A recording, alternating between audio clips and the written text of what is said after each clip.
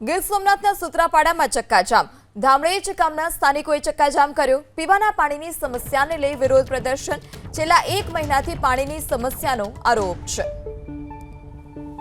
ત્યારે સૂત્રાપાડામાં ગામના લોકોએ ચક્કાજામ કર્યો છે। છેલ્લા 1 મહિનાથી પીવાના પાણીની સમસ્યાથી સ્થાનિકો ઝઝૂમી રહ્યા છે, જેને લઈ ધામરેજ ગામના સ્થાનિકો રસ્તા પર આવ્યા, ચક્કાજામ કર્યો અને વહેલી તકે આ સમસ્યાનું નિરાકરણ લાવવા માટે માંગ કરાઈ છે।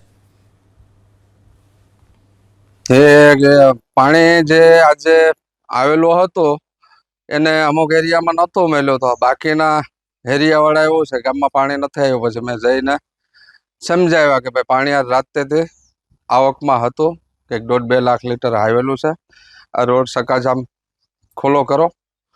સ્કૂલના બાળકોના ગામ લોકોને બૈરાને જઈને ખુલ્લો કરાવ્યો।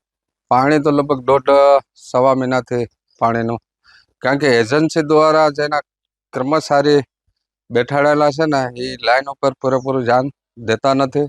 મેં આજ પોતા રાતના 10:30-11 વાગે વિઝિટ કર્યો હતો, પર્સનાવડા ટાંકે ગયો હતો। એ પછી બધા વાલ બંધ કરીને રાતના 12 વાગે પાણી ચાલુ કર્યું તો 5 વાગ્યા સુધી પાણી આવ્યું, તો પાણી વ્યવસ્થિત આવ્યું હતું।